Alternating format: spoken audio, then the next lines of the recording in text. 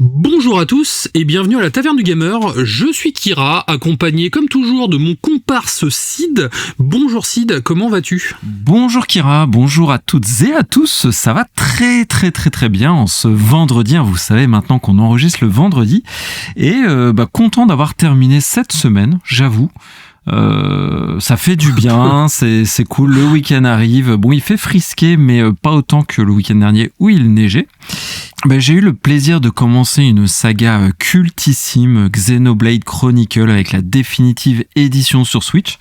Donc je joue qu'à ça, je passe mon temps dessus, à part quelques petits moments sur Balatro. On en parlait, mais vous savez que ce sera ma chronique de la semaine prochaine, donc il faut évidemment que je m'y mette. Mais sinon, non, tout mon temps est accaparé par Xenoblade. J'ai une vingtaine d'heures de jeu là en une semaine, donc je suis très content. Alors moi j'ai fait du Dragon Age toujours, très j'avance, bien, je suis un peu plus de 50 heures de jeu et j'ai toujours pas fini, donc c'est cool. J'ai également fait du Phasmophobia cette semaine, j'ai fait plusieurs parties, c'était très cool également, j'ai encore crié, c'était génial, je me suis tapé l'affiche et la honte on va dire. J'ai repris la série télé The Office pendant mes petites pauses déjeuner le midi, je reprends cette série à zéro, une série que j'aime beaucoup et qui est toujours agréable à regarder en tout cas. C'est pas mal. Et c'est vrai que j'ai rien fait d'autre. Tu peux peut-être nous lancer le sommaire pour commencer. Alors en actualité, on vous a sélectionné pas mal d'actus cette semaine. On va parler de Baldur's Gate, d'Indiana Jones, de la PS Portal et de Sony qui voudrait peut-être racheter des choses, pas qu'un studio, des choses. Ensuite, on enchaîne sur Tortue Ninja, les mutants se déchaînent, donc un test pas piquer des hannetons ou pas piquer des tortues, si on peut dire. Encore un test Tortue Ninja, ça sera mon deuxième. C'est une fois n'est pas coutume, comme on dit. Et enfin, on termine sur la chronique ciné dont voilà, je m'y colle. Donc là aussi, une fois n'est pas coutume, je parle pas souvent de cinéma, mais Gladiator 2. Donc la suite du 1, donc déjà on commence avec beaucoup d'esprit de déduction, c'était déjà fort. Déduction incroyable, voilà. ça colle. Et on peut faire le petit point réseaux sociaux pour commencer. Qu'est-ce qu'on peut faire pour nous aider ? Qu'est-ce qu'on peut faire pour te faire du bien ? Ah oui, c'est vrai que c'est la session où on me fait du bien. Pour me faire du bien, moi j'adore les étoiles, donc 5 étoiles partout où vous pouvez, sur les applications de podcast. Vous pouvez même télécharger toutes les applications de podcast et nous mettre 5 étoiles sur toutes, c'est possible, ça se fait, ou même piquer le téléphone de votre sœur ou de votre belle-mère ou de votre grand-mère, enfin qui vous voulez. Tous vos collègues de boulot. Voilà, pour mettre 5 étoiles sur la Taverne du Gamer, c'est possible quasiment sur toutes les applis, Spotify, Apple Podcast, Amazon Music, Deezer, je crois pas trop, vous pouvez juste nous mettre en favori, mais ce qui est déjà bien pour le référencement. Ça existe encore Deezer ? Oui, ça existe encore, on a des adeptes, on est écouté sur Deezer, pas mal, je dirais peut-être 15 à 20% de nos écoutes sont sur Deezer. Ah, quand même. Je troll, mais quand même. Quand même, sinon c'est Spotify et Apple Podcast. Et les réseaux sociaux, vous pouvez nous retrouver partout évidemment, et il y a même un formulaire sur notre site, donc ça c'est plus pour le référencement du site, vous voyez, pour qu'on remonte bien sur Google, latavernedugamer.fr, n'hésitez pas. Là moi je propose de lancer direct le générique et on attaque sur la première news.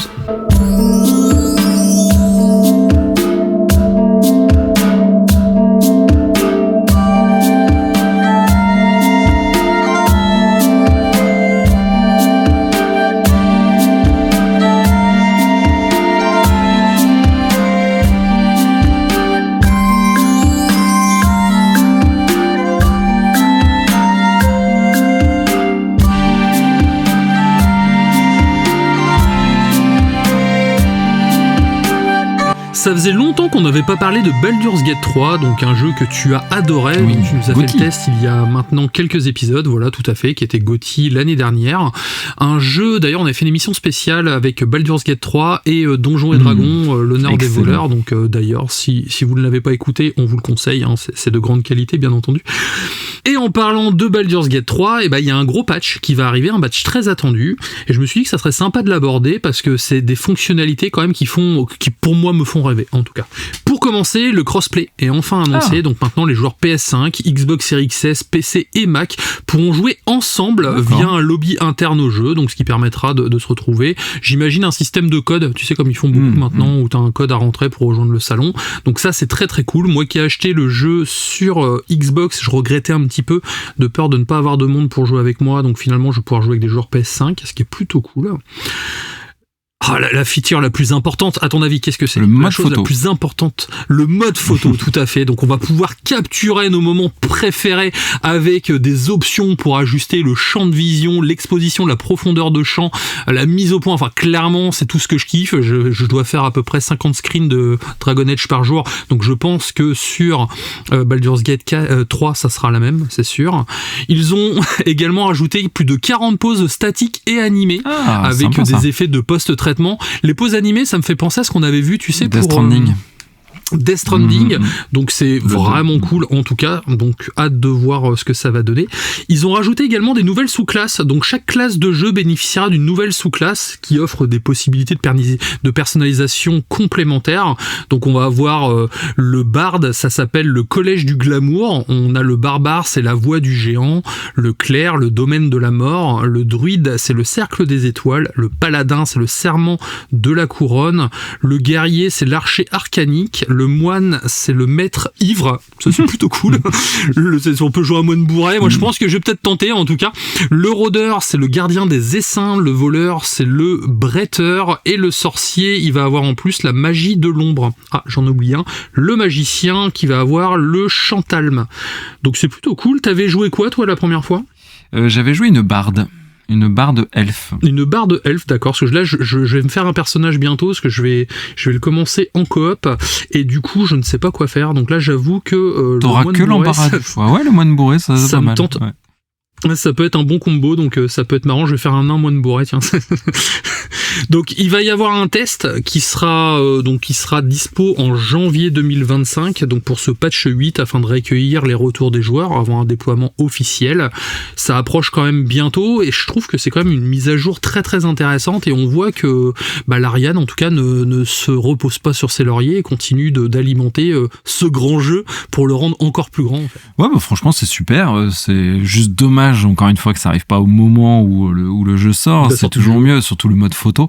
Ça me fait penser à Stellar Blade qui a eu son mode photo là il y a très récemment, il y a quelques jours. Raison de plus pour que je joue à Stellar Blade. Oui, et le jeu est sorti pourtant il y a début d'année, donc mais je vais pas faire le rabat-joie, c'est des très belles mises à jour. Le jeu quand il est sorti, il était déjà canon, donc non, vraiment c'est une occasion de plus de se lancer ou de relancer des parties si vous aimez, et c'est que du bonheur. Donc voilà, je vous encourage vraiment tous et toutes à tester Baldur's Gate 3, il le mérite amplement, et l'Ariane qui est un studio de valeur le mérite aussi. Ils ont connu plein de galères, ils reviennent de loin, et là ils ont eu un énorme succès, et ouais, ça fait très très plaisir pour eux. En plus, ils ont sorti une très belle édition de luxe qui est encore disponible sur leur site internet, donc elle est à 79€ de mémoire, et c'est vraiment plein de choses dedans. Ouais, c'est vraiment une belle boîte. Je la posterai, je t'enverrai des photos si tu veux la reposter sur les réseaux en tout cas, mais avec vraiment plaisir. Je vous la recommande. Et à mon tour, on va parler de PlayStation et de la PS Portal. Donc ma PS Portal, le 30e anniversaire est toujours chez toi d'ailleurs. Elle est juste derrière moi là, je suis en train de la regarder avec jalousie. Soit dit en passant. Bref, à l'heure où Shohei Yoshida a annoncé qu'il quittait PlayStation, un grand monsieur après 30 ans d'ailleurs chez PlayStation, je sais pas trop ce qu'il va faire d'ailleurs, il a pas communiqué, mais peut-être qu'il va juste... C'est vrai que c'est pas de jeu rigolo. Il va juste se mettre au frais, je pense. Il a bien mérité sa retraite, on verra. Mais non, on était là pour parler de la PS Portal. Donc qui est d'abord la PS Portal un accessoire. On la voyait comme un accessoire, et à juste titre, on l'a qualifiée comme ça. Aujourd'hui, elle est accessoire de luxe. Accessoire de luxe, tout à fait. Et elle est aujourd'hui un petit peu plus que ça, parce que avec la dernière mise à jour qui est en bêta, attention, c'est une bêta, elle devient autonome grâce au cloud gaming. Donc vous pouvez très clairement jouer maintenant avec une PS Portal sans avoir acheté ou possédé une PS5. Par contre, il faut deux choses quand même pour jouer à la PS Portal, même dans ces conditions. Il faut bénéficier d'un abonnement PS Plus Premium, donc c'est pas rien, c'est l'abonnement à 150€ l'année. D'ailleurs, il est en promo là à moins 30%, il est à 100€ l'année, ce qui représente pour Black Friday, tout de même une belle somme.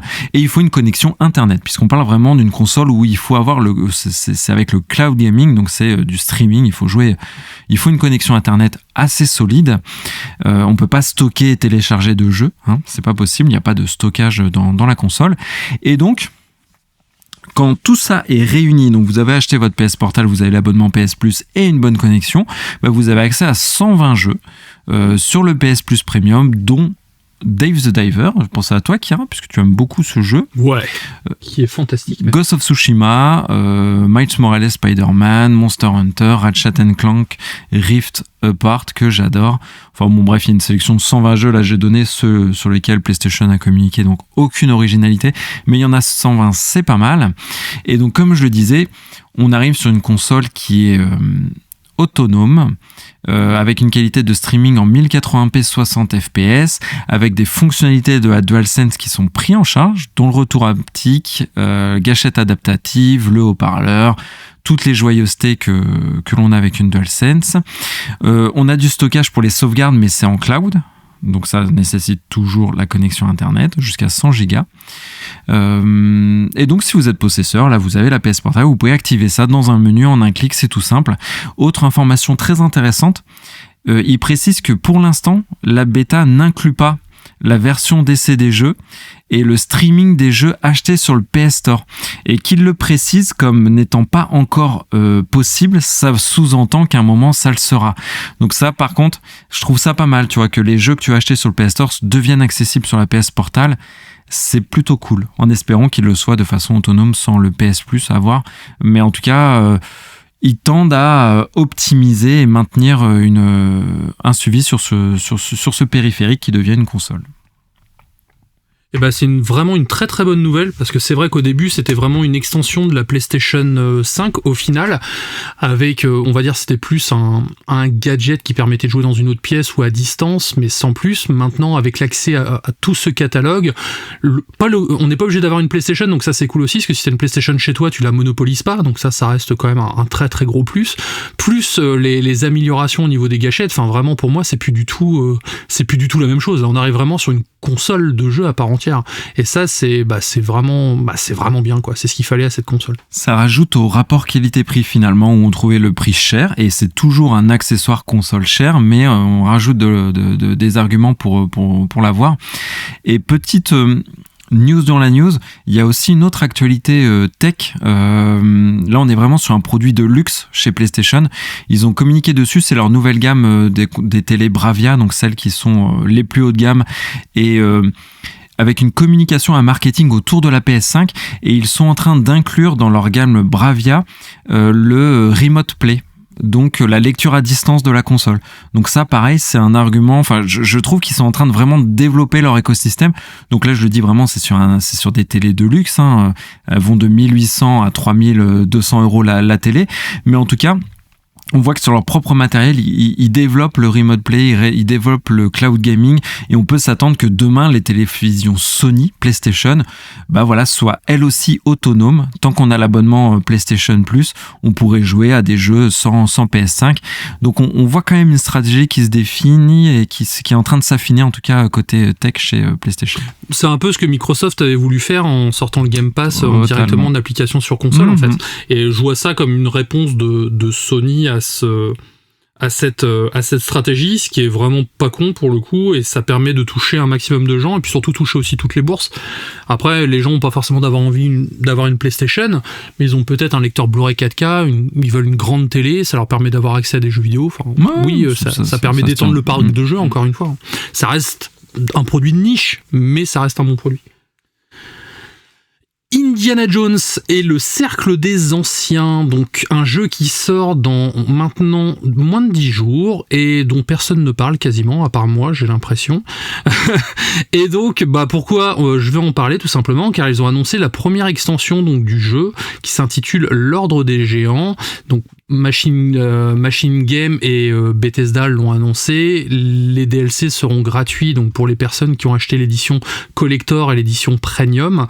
Si vous jouez avec l'édition Game Pass, il faudra passer à la caisse en plus. Donc c'est une extension narrative qui sera intégrée à la campagne principale. Donc Axel Torvinus, le directeur créatif, a décrit cette extension comme une expérience unique et très narrative qui s'intègre parfaitement donc à la campagne du jeu de base, mais surtout au niveau de ses cinématiques. Car le jeu de base inclut déjà 14 4 heures de cinématique, ce qui est quand même pas rien, et cette extension permet d'ajouter encore plus de profondeur à l'histoire et de nouvelles mécaniques de gameplay et surtout de nouvelles énigmes. Donc au niveau de la date de sortie pour l'instant, le jeu donc est prévu le 9 décembre 2024 sur Xbox Series XS et PC. Il va sortir également sur PlayStation 5 au printemps 2025, mais uniquement en dématérialisé par contre, et la date de sortie exacte de cette extension n'est pas encore communiquée. En attendant, voilà, Microsoft communique un peu sur Indiana Jones, mais c'est pas, à mon sens, c'est pas assez. J'espère que le jeu sera bien, en tout cas. J'ai carmé le collector, donc j'espère, en tout cas. Mais voilà, je voulais en parler, histoire que quelqu'un en parle quand même. Non, c'est bien. Après, moi, je pense que le jeu sera bien. Les premiers retours presque que j'en ai vus sont bons, donc on a l'air de se diriger vers un bon jeu. Mais pareil, hein, la communication inexistante. Enfin, quand on compare, je sais pas, la sortie d'Astro chez PlayStation c'est clair, et la sortie d'Indiana Jones sur Xbox, enfin, la différence est saisissante. Et après, le fait d'annoncer des DLC quand les jeux ne sont même pas encore sortis, enfin franchement, je sais pas ce que font Xbox, j'aime pas du tout ce genre de communication. Pareil, avant même que le jeu sorte sur Xbox, ils avaient annoncé la sortie sur PS5, c'est très bizarre de faire des trucs comme ça. Donc voilà, je trouve que c'est pas vendeur, ni annoncer des DLC avant même que le jeu soit sorti, ni annoncer la sortie du jeu sur une console concurrente avant même que le jeu soit sorti sur sa propre plateforme. Bref, tout est bizarre en ce moment côté Xbox, je comprends pas trop leur stratégie, mais en tout cas, j'espère de tout cœur que le jeu sera bien, et il a l'air, donc toi en tant que fan, je te souhaite d'être gâté et de prendre beaucoup de plaisir sur ce jeu. Le truc surtout, c'est que c'est un jeu AAA, donc qui a l'air d'avoir coûté de l'oseille, mine de rien. La licence Indiana Jones ne doit pas être donnée non plus, parce qu'ils ont quand même sorti un dernier film récemment. Bon, film certes qui n'a pas marché, mais ils ont sorti un dernier film récemment. Harrison Ford a accepté d'être modélisé, même si c'est pas lui qui se double. Donc ça, c'est pareil, ça doit coûter des ronds. Et sortir un jeu AAA à notre époque, même s'il arrive dans le Game Pass, sans communication, c'est vraiment un non-sens. Ça se demandait si c'est pas une équipe de stagiaires qui gère la com chez Microsoft, où ils ont peut-être pu budget, je sais pas. C'est vrai que Microsoft c'est une PME, hein. Mais bon, voilà quoi, c'est triste, mais oui, j'espère aussi m'éclater en tout cas sur ce jeu, et j'ai hâte. En tout cas, ils devraient nous rémunérer pour parler de leur jeu. Hein, je pense qu'on le mérite, Kira, puisqu'on n'est pas nombreux à le faire. Donc moi, je pense que tu mérites ton petit chèque de la part de Microsoft. On nous traitera de vendus, mais c'est pas grave. Surtout que je vais prendre en photo mon édition collector à 200 boules, ce que je mettrai sur les réseaux sociaux. Donc encore une fois, je vais communiquer dessus. Non, tu mérites ton chèque, hein, franchement, il n'y a pas de sujet. Et ben moi je repars chez PlayStation, donc moi le vendu PlayStation c'est moi, pour parler de... En fait il y a eu moult rumeurs que je m'étais évidemment empressé de ne pas relayer, j'attendais le concret et c'est arrivé. Donc Sony PlayStation, le titre accrocheur serait souhaite racheter From Software, Elden Ring, Dark Souls, tout ça. Dans les faits c'est un petit peu plus complexe, parce que cette société déjà, From Software, est détenue à 14% par Sony déjà, par PlayStation, et 69% d'autres de From Software est détenu par Kadokawa. Donc je vais décrire ce qu'est Kadokawa, et si vous avez bien compté, qu'est-ce que c'est Kadokawa ? Je vais dire qu'est-ce que Kadokawa. C'est quoi ? Qu'est-ce que ceci ? Mais avant, parce que 14 plus 69 ça fait pas 100%, il y a encore 14 autres % de From Software qui appartiennent à Tencent. Donc voilà, c'est pas si simple que ça de racheter From Software. Et surtout, donc Kadokawa, qu'est-ce que c'est ? C'est une entreprise fondée en 1945, donc l'après-guerre. Et ça a du sens de parler de l'après-guerre, parce qu'on est sur un comité exécutif, une maison mère qui est très très japonaise dans le sang et qui a connu la guerre. Donc ça va jouer sur le fait que c'est... Évidemment, cette société, elle est regardée par Microsoft, elle est regardée par la Chine, par Tencent notamment, mais le fait que ça reste au Japon, ça a du sens. C'est pour ça que ça donne encore plus de crédit au rachat de Sony. Et donc, qu'est-ce qu'elle est fondamentalement ? C'est une énorme société qui détient surtout et avant tout des propriétés intellectuelles, Kira. On parle somme toute de droits intellectuels, donc de 100 000 romans, bandes dessinées, de science-fiction, de fantasy, d'animation. Donc c'est vraiment une entreprise très très riche en licences, et c'est pas rien. C'est aussi une maison d'édition de manga et de magazines, je crois Famitsu d'ailleurs. Donc pas rien non plus. Ah oui, quand même, moi c'est pas... C'est une maison qui fait de la publicité, qui fait de la production, qui fait même de l'agence de location de biens immobiliers. de jeux vidéo. Ils vont louer des apparts. De jeux vidéo, je l'ai dit, avec From Software. Et c'est 6000 salariés. Donc pourquoi je dis tout ça, c'est que ça a énormément d'importance dans cette actualité où Sony voudrait racheter le truc. C'est parce que Sony est plutôt intéressé par évidemment la branche animation. Ça fait du sens avec Crunchyroll, ça fait du sens avec la partie cinématographique de Sony. Avec la partie From Software évidemment pour le jeu vidéo, ça on l'a dit. De voir Elden Ring en PS Studio, bah forcément ça claquerait. Sauf que Kadokawa, il leur dit, bah écoutez, pourquoi pas, vous êtes gentils, vous Sony, vous êtes riches, en plus c'est cool, mais nous on voudrait une fusion totale de tous les actifs de l'entreprise et pas que de la branche qui vous intéresse. Et donc là, forcément, bah pour Sony, c'est pas les mêmes enjeux. From Software, c'est 500 salariés, Kadokawa, c'est 6000, avec des branches, je l'ai dit, tu as rigolé en parlant d'agence immobilier, mais est-ce que Sony demain a envie de faire de l'immobilier, quoi? Donc c'est pour ça que c'est plus compliqué que ça en a l'air. C'est plus compliqué que ça en a l'air. C'est une fusion qui est très lourde de sens, qui est très intéressante encore une fois pour PlayStation parce que PlayStation, ils ont des moyens de production, ils ont la musique, ils ont des studios de cinéma, ils ont plein de choses et en plus ils auraient une tonne de licences, de propriété intellectuelle, donc ce serait très très intéressant pour eux. Mais derrière, il faut prendre la charge aussi des maisons d'édition, des maisons publicitaires, des maisons de location de biens immobiliers, etc. Donc voilà, là où c'est quand même encourageant pour PlayStation et Sony, c'est que ils ont officialisé les discussions, Kadokawa, donc ils ont dit oui en effet, Sony veut racheter, Sony ne nie pas, donc en effet il y a des discussions et je l'ai dit pour le passif et l'historique de Kadokawa, il y a forte chance que ça reste plutôt sous giron japonais, mais pour toutes les raisons que j'ai données, voilà, c'est pas rien parce que on veut pas non plus que Sony rachète pour derrière virer ce qui nous intéresse pas, la publicité, les maisons d'édition, etc. C'est pas ça qu'on veut, quoi. Donc un rachat très intéressant à suivre, mais lourd de conséquences à mon sens. Oui, surtout que ça s'est déjà vu plein de fois, des entreprises qui rachètent d'autres groupes et qui, du coup, licencient des branches qui les intéressent pas. Ah oui. Voilà, on l'a vu avec Disney quand ils ont racheté Lucasfilm, ils ont fermé LucasArts juste derrière dans la foulée parce que la branche jeux vidéo les intéressait pas, alors qu'ils étaient sur le développement d'ailleurs de Star Wars 1313. Et ça met des gens au chômage, ça arrête des projets et c'est dommage. Bon là, c'est sûr, ça touche pas du tout en plus au domaine du jeu vidéo ou de l'artistique, mais oui, c'est des choses à prendre en considération, c'est sûr.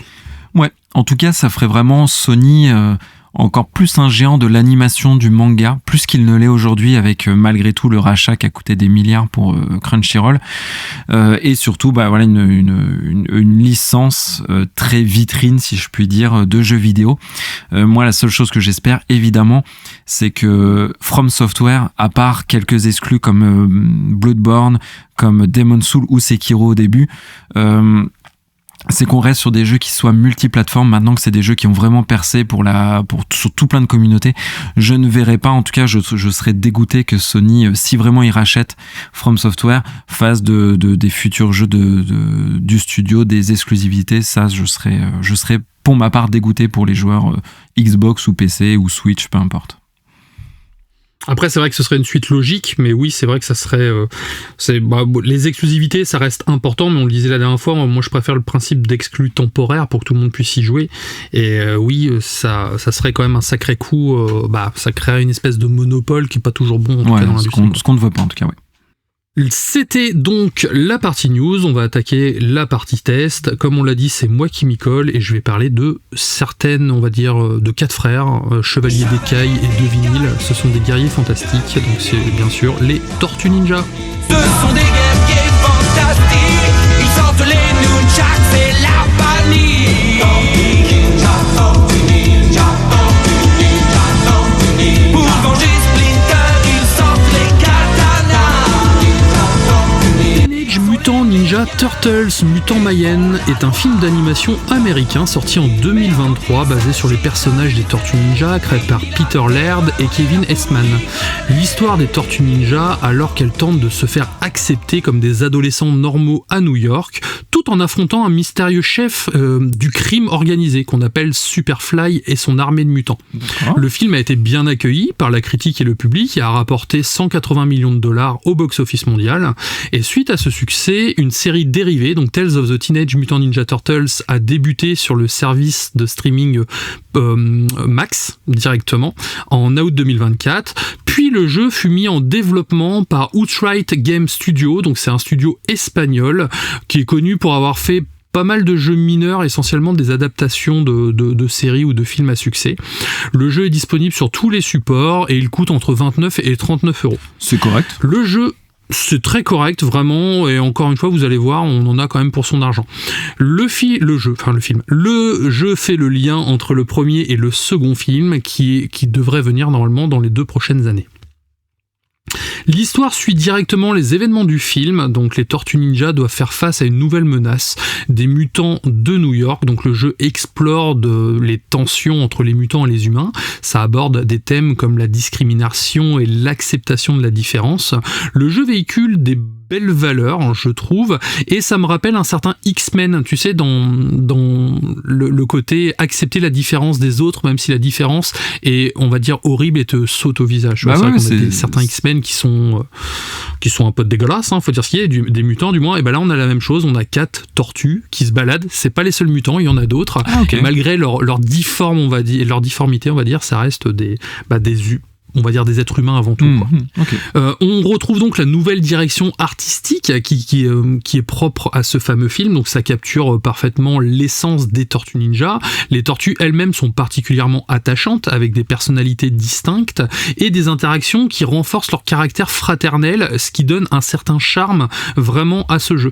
On a quand même l'impression d'être dans la suite logique du film, on n'est pas lâché à l'abandon comme ça. Si vous avez vu le film, du coup, vous allez vous retrouver en terrain connu. Ça, c'est indéniable. Et j'ai une petite question, Kiki, du coup. Oui, je t'écoute, mon petit. Est-ce qu'il faut avoir vu le film ?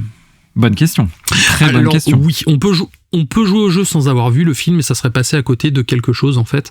Donc déjà, parce que le film est très très bien, je vous le conseille vraiment fortement. Ah ouais. Et t'étais pas chaud pourtant. Alors je n'étais même pas chaud du tout, les premières bandes annonces j'ai trouvé ça dégueulasse, les tortues vilaines, il y a plein de trucs qui faisaient que le film me tentait pas du tout. Je suis allé le voir au cinéma à l'époque, j'avais adoré le film, et en fait ce que je ne trouvais moche dans une bande annonce, tu t'habitues assez rapidement dans le film et au final tu trouves ça joli au fur et à mesure. Donc non, c'est vraiment un film que je vous recommande déjà, et derrière vous enchaînez sur le jeu, ça passe crème. En parlant d'éléments visuels, donc comme je le disais, les développeurs ont repris tout ce qui donne ce style si particulier, donc c'est un style graphique assez brut et asymétrique, ça ressemble beaucoup à un Spider-Verse dans l'animation, ce qui fait que j'ai beaucoup apprécié.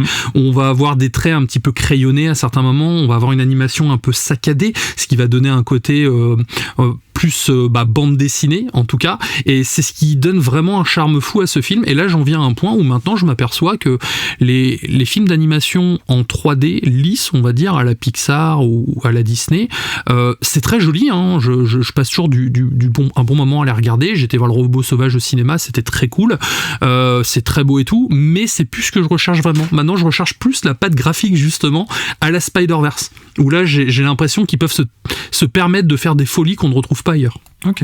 En termes de jeu, on va se retrouver dans du classique, c'est-à-dire c'est du beat'em up en fait, avec un système de RPG, donc c'est assez léger, soit dit en passant. Leur objectif était de créer un jeu qui mélange action et développement du personnage, tout en restant fidèle à l'esprit des Tortues Ninja de la Belle Époque. Tu sais, la Belle Époque, c'est vraiment le jeu... Voilà, la série animée, ou aussi tous les vieux jeux que j'avais testés dans la Kawabunga Collection, où c'est vraiment t'avances et tu bourrines en fait. Donc le gameplay se compose principalement de combats en temps réel, où chaque tortue possède son propre style de combat et son arbre de compétences unique. Les joueurs peuvent débloquer des nouvelles capacités au fur et à mesure de leur progression.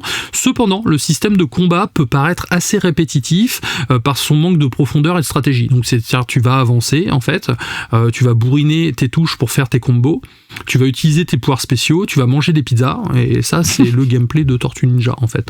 La croix c'est pour sauter, carré c'est pour donner des coups rapides, triangle c'est pour donner des coups longs, enfin des coups plus forts, on va dire les coups chargés. Il va falloir que tu alternes avec des combinaisons de touches, donc le carré et le triangle pour faire des combos, et à côté de ça tu vas avoir une espèce de barre d'aggro en fait qui va se charger, qui te permettra d'invoquer un de tes frères en fait, qui va pouvoir t'aider à un moment précis avec un pouvoir spécifique. C'est sympa, mais tu mixes tes tortues ou c'est le scénario qui te les impose ? c'est le scénario qui va te les imposer. Tu vas commencer, par exemple, le premier niveau, tu vas avoir Raphaël et Leonardo. Ensuite, tu vas avoir Michelangelo et Donatello. Et au fur et à mesure, ça va switcher, ça va s'alterner, en fait. Et est-ce qu'ils adaptent le gameplay en fonction des tortues ? Je pense à Donatello qui est un peu le geek. Est-ce qu'il y a des phases de piratage, ce genre de choses, ou c'est tout pareil ? Alors, tu vas pas avoir vraiment de phase de piratage à proprement parler, mais tu vas avoir des missions qui vont être en rapport avec la tortue que tu vas prendre. Par exemple, tu vas à un moment infiltrer un espèce de bâtiment avec des pièces informatiques, et du coup, forcément, c'est Donatello qui va y aller, tu vois. Okay. Donc, ils vont plus l'organiser dans ce sens-là, parce qu'au final, au niveau du jeu, c'est vraiment t'avances et tu bourrines, mais les spécificités des tortues sont quand même là. Raphaël étant une plus grosse tortue, elle est plus lente, et comme en plus, il se bat avec des sailles, donc il va devoir être plus au corps à corps pour faire des dégâts de zone. À côté, on va avoir Michelangelo qui va tourner beaucoup avec ses nunchaku, donc qui va être très très rapide en fait et qui va pouvoir leur tourner autour plus facilement. On va avoir Donatello avec son bâton, donc qui va pouvoir lui attaquer avec une distance beaucoup plus éloignée. Il va être un poil plus lent qu'un Michelangelo, mais il va pouvoir faire des attaques circulaires par exemple, ce qui va pouvoir enchaîner 3-4 ennemis en même temps, donc ça c'est pas mal. Quand tu joues et que t'as Michelangelo et que t'as un mec qui a Donatello à côté, tu touches pas beaucoup de tortues, tu touches pas beaucoup de méchants quand t'as Michelangelo, parce que l'autre il brasse large, tu vois. Et puis bien sûr t'as Leonardo qui est l'équilibré, donc lui ça va être essentiellement du coup rapide, du coup bref, et on a vraiment cette sensation de jouer des tortues différentes, et c'est ça qui est cool, sachant qu'en plus ils ont leurs petits commentaires, c'est-à-dire ils papotent entre elles en fait, donc on les entend interagir comme des adolescents en fait, et ça c'est une super bonne idée parce que on y croit en tout cas, et ça c'est sympa. Pareil, le jeu utilise un système de hub central, donc comme c'est un peu la mode, sauf que je m'attendais pas à voir ça dans ce genre de jeu. Moi quand on m'a lancé, quand j'ai vu que le jeu Tortue Ninja allait sortir, je m'attendais à ce que ça soit comme d'hab, c'est t'arrives en début de niveau, tu bourrines tout ce qui bouge dans le niveau, ton niveau est fini, t'as un écran de score, t'enchaînes sur le prochain niveau et ainsi de suite. Là pas du tout, donc t'as un système de hub en fait où tu vas pouvoir interagir avec différents personnages, tu vas pouvoir accepter des missions principales ou secondaires, améliorer les compétences en fait, donc les égouts ça va servir de base d'opération qui permet donc à toi ou à un autre joueur, si tu joues en coop en fait, de se préparer avant de partir en mission. Donc c'est là que tu vas dépenser tes points d'expérience, donc c'est marrant, pour dépenser tes points d'expérience, t'as un banc de muscu en fait, donc tu vas devant le banc de muscu et c'est là que tu vas choisir tes trucs. Tu vas avoir Splinter qui est en train de regarder sa série de télé, genre Les Feux de l'amour dans son fauteuil, tu vas pouvoir aller lui parler ou non, des fois il est en train de ronquer, donc c'est plutôt drôle. Et à côté de ça, tu vas arriver dans des zones un peu plus ouvertes en fait, en journée, où tu vas avoir tes tortues habillées en civil, où là tu vas pouvoir parler aux gens du quartier, tu vas leur te faire des amis, via ce système là tu vas pouvoir les aider en fait, et eux vont te débloquer des nouvelles capacités au fur et à mesure. Sympa en fait. Ça, j'aime bien. Ouais, c'est sympa du coup, parce que l'avantage c'est que t'as vraiment cette impression de vivre avec les tortues, donc tu vas faire ça en journée, et la nuit tu vas être dans des zones beaucoup plus couloirs comme les anciens jeux, où là tu vas être comme les Tortues Ninja avec ton bandeau sur les yeux et tout, tes armes, et là tu vas aller te battre contre différents styles de monstres, donc ça peut être des mutants, ça peut être d'autres types de personnages que je vais pas spoiler, mais là en tout cas voilà, on se retrouve, ils ont essayé de moderniser la vieille formule en tout cas. La grosse plus-value, c'est le mode coopératif, donc qui permet à 2 joueurs de jouer ensemble. Donc ça, c'est très cool aussi parce que ça permet de faire des combos de tortues. Parfois, la caméra est un peu capricieuse parce que tu sais, comme on est un peu en vue de dessus, un peu en 3D isométrique, tu contrôles pas ta caméra. C'est la caméra qui bouge tout seul en fait. Donc ça oblige que tes 2 personnages soient quand même relativement proches. Parce que si ton niveau est trop étroit, tu peux te retrouver avec un personnage qui va être bloqué derrière un mur invisible ou éventuellement entre 2 poubelles. Ouais, dans les collisions, ouais, ok, je vois. C'est ça. Donc, encore une fois, c'est une très bonne idée. Dommage que le jeu ne soit pas jouable à 4 en coop. Ça aurait été cool de péter des gueules à 4, clairement, avec toutes les tortues. Clairement, ça aurait pas été possible parce que les niveaux sont pas conçus pour, et ça aurait été un dawa sans nom. Mais en tout cas, déjà, le fait de jouer à 2, c'est vraiment, vraiment très très cool. Parce que c'est pareil, quand tu appelles tes frangins pour venir t'aider, tu sais, pendant les combos spéciaux, si tu joues avec 2 tortues, forcément, tu vas avoir que les 2 autres uniquement qui vont arriver. Ouais, bien sûr. Donc ça reste logique, et on sent que le jeu a été fait avec amour en tout cas, et c'est ça qui est fort. Je vais commencer par les plus et les moins. Donc la direction artistique est vraiment top. Le doublage VF qui reprend les voix des films, donc excepté Splinter, je crois qu'il était joué par Gérard Lanvin dans le film, de mémoire. Hein. Mais le doubleur du coup qu'il remplace pour le jeu vidéo est très très bon car il a un timbre de voix très très ressemblant. Le style graphique que je trouve vraiment très très cool. Les musiques type hip-hop sont vraiment sympas. Il y a un côté Persona que j'ai trouvé qui était vraiment bien où tu reçois des messages sur ton téléphone dans l'interface. Ouais. Tu vas parler à des gens, tu vas te faire un espèce de cercle d'amis qui va te permettre d'avancer dans l'aventure et on a l'impression vraiment de vivre dans le quartier, de connaître ces gens et du coup t'as envie de les protéger en fait. Et ça c'est plutôt sympa. Au niveau du gameplay, au niveau des moins, le gameplay que j'ai trouvé répétitif, c'est le style de jeu, donc encore une fois, c'est on aime ou on n'aime pas. Si vous aimez ça, vous allez kiffer, si vous aimez pas, passez votre chemin. C'est pas très joli, c'est-à-dire artistiquement c'est joli, ça reprend la trame du film, mais c'est vrai que techniquement parlant, c'est pas ouf, voilà. Il y a pas mal de murs invisibles, on sent que c'est quand même des couloirs par moment, un peu linéaire, ouais. Ça nuit un petit peu à l'immersion, en tout cas, mais bon, ça reste un jeu en petit prix, donc ça reste toujours cool, quoi. En conclusion, les Tortues Ninja, les Mutants se déchaînent est un jeu qui a su capturer l'essence de la franchise avec un mélange de beat'em up, de RPG, avec des éléments visuels très réussis et une fidélité au film. C'est un jeu que je vous recommande. Le jeu souffre néanmoins d'une certaine répétitivité, d'un manque de profondeur dans son gameplay, mais les fans des Tortues Ninja comme moi apprécieront, mais il est indispensable d'avoir vu le film au préalable, comme je le disais tout à l'heure, ça reste un très bon film. En gros, si vous faites comme moi, le jeu vous allez le payer 30 balles, le film il doit être à 15 € en Blu-ray 4K, pour 45 €, vous avez un très bon film et un bon jeu. Ça peut être une excellente idée cadeau pour Noël en tout cas. Eh bien, merci Kira, parce que je pense que vous n'êtes pas nombreux, vous testeurs, enfin toi, chroniqueur, à en parler de ce jeu. J'ai rien vu sur Internet, c'est ouf. Donc c'est ça aussi un peu la taverne du gamer, hein, c'est qu'on parle de nos petites pépites dont personne ne parle, et force est de constater que là on est sur un jeu à petit prix, qui a l'air bien fini, fait avec amour, respectueux de l'ambiance, jouable en coop. Donc si vous aimez les Tortues Ninja, je pense que voilà, enfin, à faire avec son fils, sa fille, enfin ça peut être très très sympa. Carrément, toi qui fais souvent, tu as tes neveux chez toi ou quoi, ça te permettrait d'essayer par exemple, et de leur faire connaître aussi l'univers des Tortues Ninja, c'est ce qui est sympa. Et pareil, tu peux télécharger, donc c'est en plus bien sûr, mais pour 2 €, je crois, tu peux avoir les costumes du dessin animé des années 80. Ça peut être marrant. Tu peux avoir aussi les costumes des vieilles bandes dessinées en noir et blanc. Donc c'est des petits détails comme ça, mais pour le fan, c'est vraiment sympa et ça fait plaisir. Le jeu est sorti dans un bon état. J'ai eu quelques bugs, mais il était très peu buggé. Et à côté de ça, il y a eu quelques mises à jour dernièrement. Et franchement, non, c'est moi qui aime beaucoup les Tortues Ninja. C'est vrai que je dois être à mon 4e ou 5e jeu Tortues Ninja à la maison. Je suis content de l'avoir dans ma collecte et j'y retournerai en tout cas de temps en temps. Bon, cool. C'était donc le test des Tortues Ninja, les mutants se déchaînent, et toi, tu vas nous parler d'une autre personne qui va se déchaîner, un Romain, en jupette d'ailleurs, dans un colisée. Alors tu vas nous parler de Gladiator 2. C'est ça, chronique sur Gladiator 2, donc le film, évidemment, qui est en ce moment au cinéma, de Ridley Scott. Donc je sais pas qui c'est, moi le seul Ridley que je connais, c'est le méchant dans Metroid, le gros dragon noir trop beau. Mais en tout cas, c'est Ridley Scott et David Scarpa, ou je sais pas trop comment on dit, qui a fait un truc aussi sur le film. Donc 2h28 de film, donc c'est un film d'action, un drame, un péplum. Pour commencer, Ridley Scott, alors qui c'est la personne qui a réalisé le premier Alien. Donc c'était un grand réalisateur, je dis c'était parce que maintenant il a quasiment 90 balais et je trouve qu'il commence à sucrer les fraises.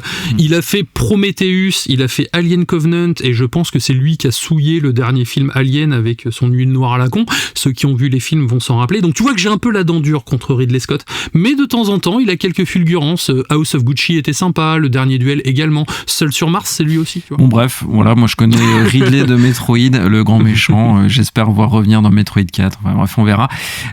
Donc double disclaimer, moi Gladiator 1, bon, c'est incontestablement un bon film pour plein de gens, un chef-d'œuvre et tout. Moi franchement, j'ai pas d'affect particulier pour ce film que j'ai vu gamin et que j'ai pas revu. Et comme je dis à chaque chronique ciné, bon, il y aura pas beaucoup de technicité dans cette chronique, elle sera plutôt courte. Donc les plans de caméra, tout ça, c'est sans moi. C'est plutôt toi, Kira, qui connais cet exercice quand tu parles de cinéma. Donc, tout à fait. Parlons, avant tout, avant de parler, musique quand même, parce que les musiques sont jolies dans Gladiator 2, c'est déjà ça. Donc on vous laisse avec la musique, et puis on vous reprend juste après.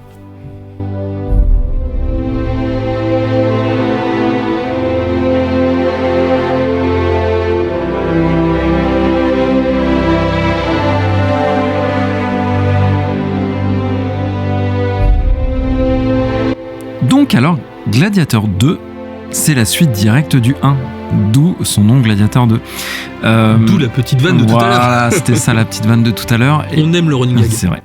Et donc ça se passe quelques dizaines d'après, je crois 15 ans après Gladiator 1. Donc dans Gladiator, il y a Maximus, je vais peut-être pas... si je peux spoiler, parce que sinon il n'y a pas de scénario, je peux pas donner le scénario du 2. Mais bon, Maximus, il canne, le pauvre. Mais il canne à Rome, attention c'est subtil, laissant sa famille dans le deuil, dans la haine, et laissant Rome en plus dépourvue d'un héros quand même, hein. C'était une figure qui est devenue emblématique pour les citoyens de Rome.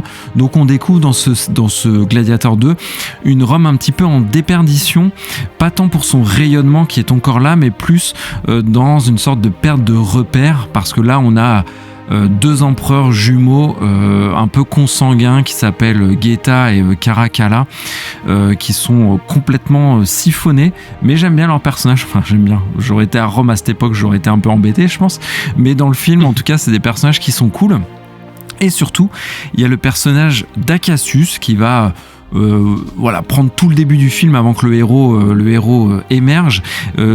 Acacius c'est un général romain, je pense qu'on dit comme ça, qui s'est illustré sur le front, mais très loin de Rome, plus en Afrique, je crois, c'était où il conquiert de nouvelles terres. Donc en revenant à Rome, forcément, il est érigé en héros. En plus, c'est un personnage très charismatique et joué par Pedro Pascal, moi que perso j'aime beaucoup. C'est un bon acteur, tout à fait. Qu'on voit un peu trop en ce moment, c'est dommage, mais c'est un bon acteur. C'est vrai qu'on le voit beaucoup, et les acteurs qu'on voit beaucoup, finalement, finissent par toujours un peu s'enfermer dans la même tronche, la même mimique et tout. Ouais. Mais en tout cas, là, il fait le job, et le personnage d'Acacius est central, il est correctement écrit, et sinon le personnage le héros, c'est un survivant donc d'une des croisades d'Acacius d'ailleurs, donc qui était le héros est un fier guerrier, un très bon guerrier, un jeune guerrier, donc c'est Lucius. Et sa femme meurt des mains d'Acacius justement. Et donc le film va tourner autour de ça. Lui, il a perdu ses terres. Il va vouloir se venger de ce général que Rome a adoubé en tant que héros. Mais sauf que lui est prisonnier, et sa seule possibilité, sa seule porte de sortie, c'est l'arène, le Colisée, où il va devenir gladiateur, parce qu'il a été repéré par un marchand qui est joué par Denzel Washington, qui est excellent d'ailleurs. Et donc voilà, il veut la tête d'Acacius, mais il est gladiateur, et on va suivre son ascension. Donc voilà, pour l'histoire, écoutez, j'ai tout dit. Enfin, j'ai pas raconté évidemment l'histoire du film, enfin, j'ai pas spoilé, mais il y a quelques petits rebondissements. L'histoire, j'ai trouvé assez quelconque finalement, en fait, je m'en suis un peu foutu de l'histoire pendant tout le film. Donc, ce qui est embêtant quand on part d'un Gladiator 1 qui est je pense scénaristiquement adoré par les fans. Quand même, au crédit de l'histoire, il y a quelques petites intrigues politiques qui sont quand même assez savoureuses et sympas, mais j'y reviendrai. Ce qui déçoit un petit peu en termes d'histoire, c'est que tout est téléphoné, on voit tout venir à des kilomètres à la ronde. C'est cousu de fil blanc comme comme dans beaucoup de films hollywoodiens aujourd'hui, où ça devient un petit peu tout très standardisé. Il y a un héros, on sait ce qui va lui arriver, on sait comment il va le faire, on sait ce qui va arriver aux méchants, et on sait comment, et tout ça nuit, je pense, à l'intrigue. Et voilà, j'y reviendrai, mais je voulais parler d'un truc surtout. Pourquoi je fais la chronique sur Gladiator 2 ? Parce que finalement, le ciné, on l'a dit, moi, c'est pas ma spécialité, c'est plus toi, Kira. Moi, c'est le manga, les BD, voilà. Gladiator 1, pareil, je m'en fiche un peu. Mais le premier tiers de ce film, Kira, il a quelque chose. Moi, j'avais l'impression de regarder un film fantastique. Un film presque de fantasy, alors que c'est pas du tout le credo, mais ça a donné une petite saveur un petit peu à ce film au début, en tout cas sur le premier tiers, que j'ai adoré. C'est pour ça que je voulais en parler.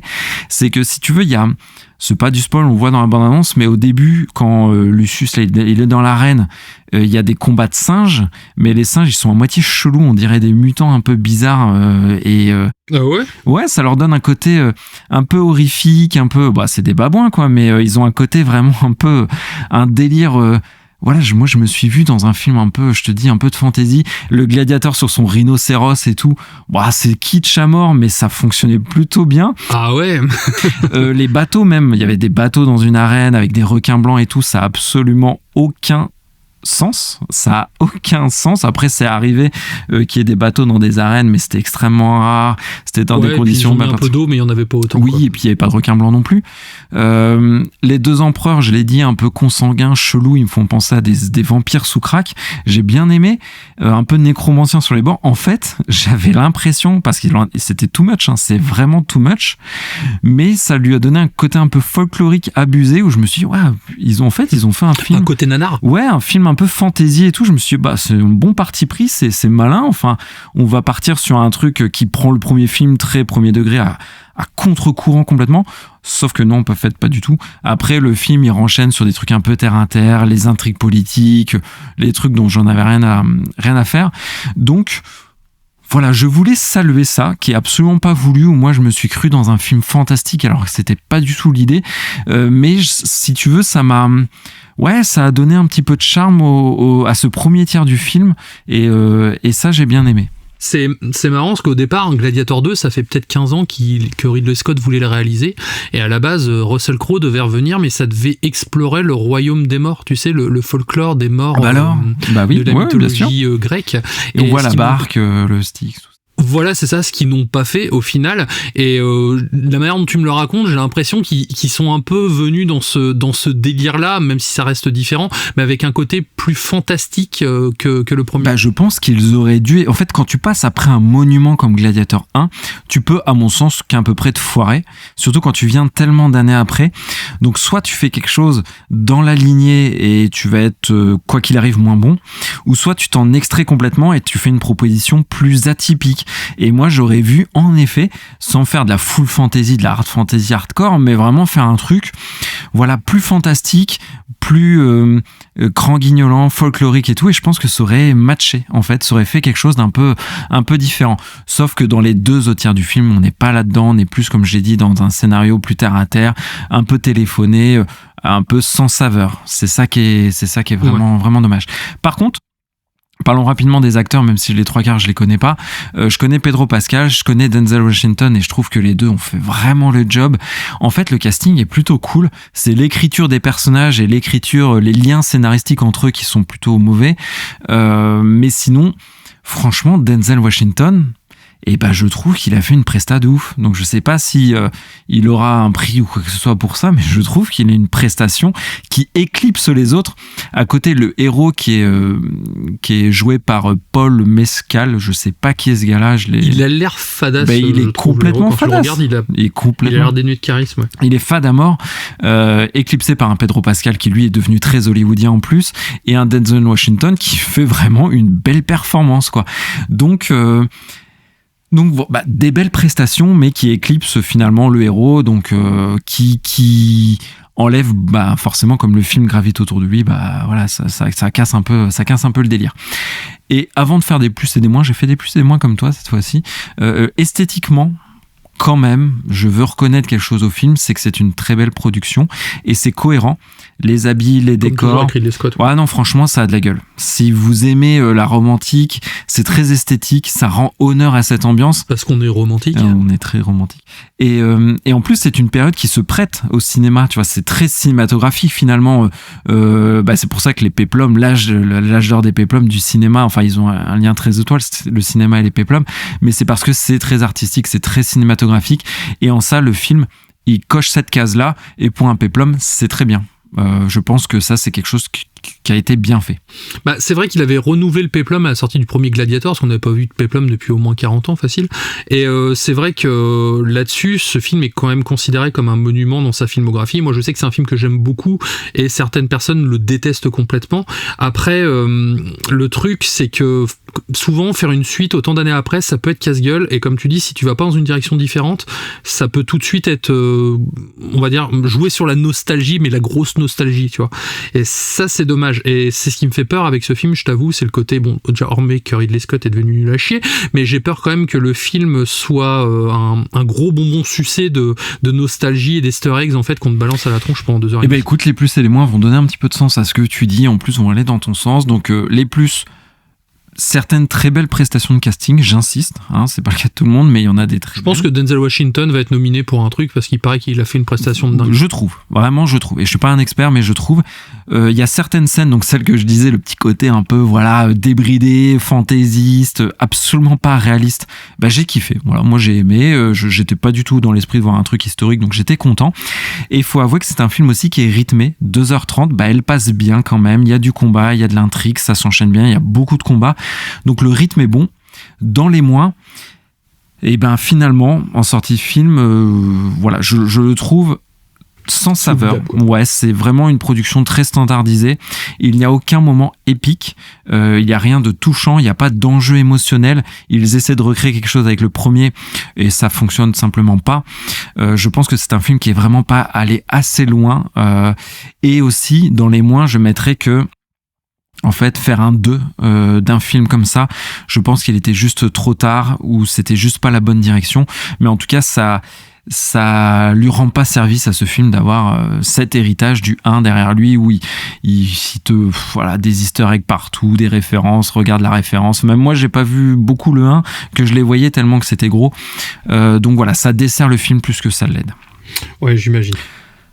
Donc en conclusion, nous avons ici un film sans grande saveur, un film spectacle, mais un film lisse, sans surprise en plus, vraiment aucune surprise, tout est téléphoné, mais visuellement il reste attrayant et c'est rythmé. Donc moi j'ai vécu un peu ma propre aventure fantasy que j'aurais rêvé de voir poussée à l'extrême dans ce film, mais on tombe voilà très vite sur de l'intrigue, sur du terre-à-terre. Donc voilà, le tout reste cohérent, immersif, divertissement, mais totalement oubliable. Donc je pense que ça va énormément décevoir ceux qui aiment beaucoup le 1 et ceux qui s'en foutent du 1 comme moi vont passer un moment quelconque, hein, en fait. Donc comme je dirais, comme beaucoup finalement de productions hollywoodiennes, je trouve aujourd'hui, voilà, c'est standardisé, vous attendez pas un chef-d'œuvre. Je sais pas si vous allez vous apprécier ou non, c'est en fonction des sensibilités. Mais à 16 € la place de ciné, si vous êtes à 2, vous êtes à plus de 30 €, bah franchement, moi je trouve que ça ne les vaut pas. J'ai pas passé un mauvais moment pour autant, je tiens à le préciser, j'ai trouvé des belles choses, mais c'est pas un grand film pour moi, c'est un film parmi tant d'autres. Voilà. D'accord. Au moins, ça a le mérite d'avoir le ressenti d'une personne qui n'est pas non plus, qui a pas un affect particulier avec le premier film. Et j'entends de tout. Il y a des gens qui aiment beaucoup pour le côté spectacle, mais à côté qui soulignent les mêmes lacunes que toi par rapport à son scénario essentiellement. Donc, par contre, il paraît que c'est un film à voir sur grand écran, et ça, c'est encore important de nos jours. Ainsi se termine donc ta critique de Gladiator 2 actuellement au cinéma. Est-ce que tu as des big up que tu souhaiterais apporter ? Alors, coucou Benji, tu nous as mis 5 étoiles, merci beaucoup. Et en fait, il pouvait pas le faire sur Deezer parce que c'est un auditeur Deezer, mais sachez que Benji, il a téléchargé Spotify rien que pour nous mettre 5 étoiles. Merci Benji, on apprécie. Benji, tu es au Hall of Fame de la Taverne du Gamer, merci beaucoup. Et il avait abandonné FF7 Remake, il a repris goût, il a repris le jeu, il est content, il est sur... Non mais faut abandonner, c'est nul. Bah non, il a beaucoup apprécié. Ace Attorney aussi, enfin voilà, il s'amuse à pas mal de choses, donc il prend du plaisir et il nous écoute, merci à lui. Il y a Thomasu qui nous a mis 5 étoiles, il aime notre objectivité et notre bienveillance, donc merci à toi. Merci, oui. Il y a Zgigi. Zgigi, podcast sympa, un régal. Et il nous écoute de la Nouvelle-Calédonie. Donc, je pense que tu as, toi, Hall of Fame de la personne la plus éloignée de nous, mais proche quand même dans nos cœurs. Donc, merci à toi, Zgigi. Amphibofi, donc il nous adore. 5 étoiles aussi, excellente qualité, etc. Et Quentin, Quentin, tu nous as fait un super gentil message que j'ai mangé. Donc j'ai pas le reste de ton message, je vais essayer de le retrouver rapidement, mais pareil, je crois que Quentin c'était formulaire du site ou 5 étoiles, je ne sais plus. Ah oui, il attendait un test de Returnal, ça y est, je me rappelle. Et ça arrive, et grâce à nous il a relancé Death Stranding et il a pris les premiers tomes de Berserk. Donc voilà, il est très content. Merci à toi, Quentin. Moi j'ai 2 big up. J'ai Thomas Toketchup qui m'a envoyé un message pour nous dire qu'il était, qu'il nous avait découvert dernièrement, qu'il était très content et qu'il a binge-watché 20 épisodes à la suite en faisant sa tournée de bus. Trop bien. Il a beaucoup apprécié aussi notre ton et notre façon appuyer sur le champignon.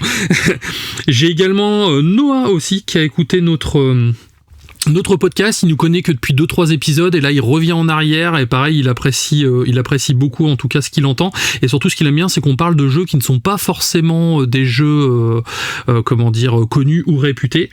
Et j'ai également Paco 2 qui m'avait justement suggéré le jeu Tortue Ninja. Je lui ai dit que j'allais le faire. Oui, mais là c'est différent. C'est une personne qu'on a déjà cité une fois. Okay, je lui ai dit que j'allais faire le jeu Tortue Ninja et donc je le fais. Voilà, c'est cadeau. Je te laisse le mot de la fin et puis on peut conclure. Merci pour votre écoute. Ce fut un plaisir d'animer avec toi, Kiki, comme d'hab, et un plaisir d'animer auprès de vous, chers auditeurs. Quoi que vous fassiez, merci de nous écouter. Et surtout, lisez des livres, regardez des films, allez au cinéma, voir Gladiator 2, pourquoi pas. Après tout, chacun va voir ce qu'il a envie de voir. Hein. On s'en fiche, nous. Du moment que vous preniez du plaisir. Jouez à des jeux vidéo, Tortue Ninja, comme l'a dit Kira, ça a l'air vraiment cool. Soutenons ce petit studio et écoutez de la musique et surtout, écoutez des podcasts. La Taverne du Gamer, par exemple. Hein, comme ça, au hasard. Hein, au hasard, tout à fait. Donc, excellente semaine à vous et à très vite. À très vite et n'oubliez pas, le pire n'est jamais décevant. Ciao!